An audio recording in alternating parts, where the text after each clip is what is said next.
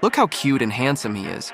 We were all obsessed with Nick Carter in the 90s, hanging his posters in our bedrooms, weren't we? But guess what? Around that same time, he allegedly sexually assaulted Melissa Schuman in his house.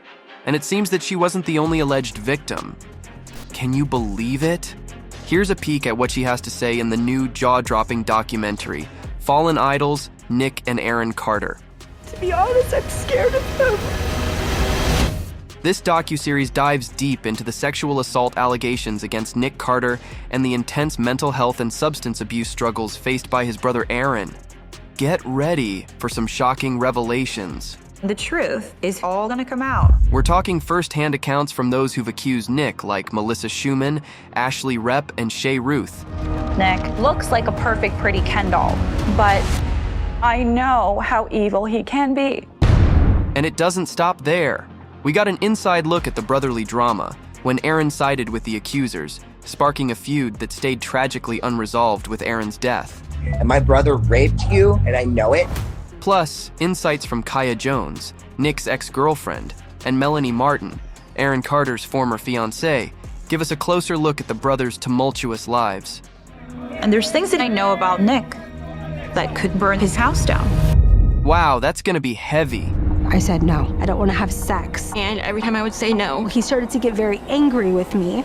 and he's screaming at me. He kept at me and kept at me and kept at me.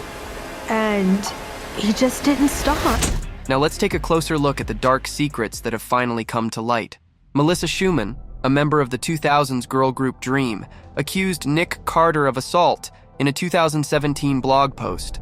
Melissa Schuman, an original member of the pop group Dream, says Carter raped her in 2002 while she and a friend were hanging out at his Santa Monica apartment. In the documentary, she recounted that dreadful experience.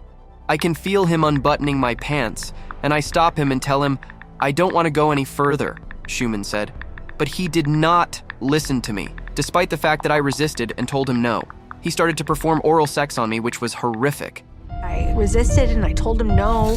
He allowed them to watch. The day after, she received a text message from Nick that read, "Why did you make me do that?" Afterwards, Melissa wanted to go to the police, but felt intimidated. She said, I confided in my manager about going to the police and reporting the crime. And he was just like, Nick's got the most powerful litigator in the country. And Nick's ex Kaya Jones supported Melissa at that time. Because he knows what I know. He knows why I left him. And so do I believe that something horrific happened to that girl? Yes. Yes, I do.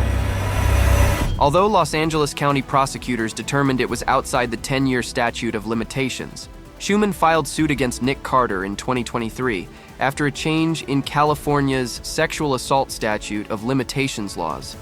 You cannot continue to live this way. Nick Carter vehemently denied the allegations, stating in a 2017 statement that he was shocked and saddened by Schuman's accusations. Melissa never expressed to me while we were together or at any time since that anything we did was not consensual. It is contrary to my nature, and everything I hold dear to intentionally cause someone discomfort or harm. So, his attorney dismissed the lawsuit as a PR stunt, adding that Melissa Schuman has been peddling this tale for many years, but her allegation was false when she first made it back in 2017, and it still is. She's a liar, she's doing this for fame. Harassing, DMs. Please go kill yourself. It's like a wildfire you can't put out. Similarly, Ruth filed a sexual battery lawsuit against Nick Carter in 2022, alleging he assaulted her and infected her with HPV in February 2001 after a Backstreet Boys concert in Tacoma. Carter tried to scare me into silence by saying no one would believe me if I told what happened. He was nasty and threatening, saying I would go to jail if I told. Nick Carter's attorney Michael Holtz dismissed Claim 2 as legally meritless and entirely untrue. Unfortunately, for several years now, Ms. Ruth has been manipulated into making false allegations about Nick, and those allegations have changed repeatedly and materially over time. There's nothing to this claim whatsoever, which we have no doubt the courts will quickly realize. Crazy, right? But there's more. Rolling Stone reported another lawsuit where a Jane Doe AR accused Nick Carter of sexually assaulting her when she was 15 in 2003. It turned out to be Ashley Repp, a former friend of Nick's sister Angel. She also shared her story in the docuseries. I was just left with like this gaping hole. Never went to prom. Didn't walk across the stage at graduation. Currently, Nick Carter is suing his accusers for defamation. Legal process happening right now, and I can't get into too many of the details.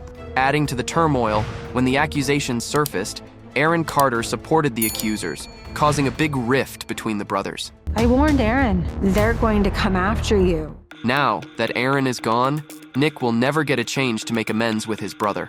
It's something that we're still processing. He was one of the first to share a statement after the news of Aaron's death became public. "My heart has been broken today," he wrote on Instagram. "Even though my brother and I have had a complicated relationship, my love for him has never ever faded. I have always held on to the hope that he would somehow, someday, want to walk a healthy path and eventually find the help that he so desperately needed." This is my little brother. No matter what, I'm always gonna love him. Now, moving on to Aaron's untimely passing, in November 2022, Aaron Carter was found unconscious in his home and later pronounced dead. Where pop star Aaron Carter has died at the age of 34. The coroner ruled his death accidental, with drowning as the main cause. Inhaling difluoroethane from compressed air cans and taking Xanax were contributing factors. Aaron had been open about his struggles with mental health and drugs, facing legal issues like a DUI arrest and losing custody of his son due to domestic violence concerns. So the drug test, cocaine was negative, meth was negative, THC, aka marijuana, was positive, benzodiazepines, Xanax, for instance, positive. Aaron's untimely passing marked the heartbreaking end of his turbulent journey, leaving behind many questions and a legacy of pain. You say your relationship with your siblings is toxic. Is that true as of today? It has been toxic. Fallen Idols also explores the Carters' dysfunctional family dynamics. I need you. I know, and I want to be there for everybody. Jen, a Carter family friend, said their mom, Jane, would often compare Nick and Aaron, causing tension. Every time you fight with me, I run away from you. When their sister Leslie died from a drug overdose in 2012, Jane blamed Nick, saying he should have helped. He had the money. Why didn't he do something? Nick decided not to attend Leslie's funeral, and Jane told Aaron that Nick didn't love him. Can you forgive him for not putting aside differences and coming to that? Not entirely, no. Also, Aaron's tour manager, Mark Giove, recalled a sad moment in 2001. Aaron's family went on vacation without him, and because of this, Aaron picked up a knife and put it to the side of his head. No, I didn't know he felt that way. Jane and Bob Carter's divorce and Jane's alcohol struggles also had a big impact on their kids' childhood. So, get ready for Fallen Idols to peel back even more layers of truth and reveal untold stories. Just like Quiet on Set, this documentary shines a light on the dark and treacherous side of fame. Are you ready to see the truth behind the glamour?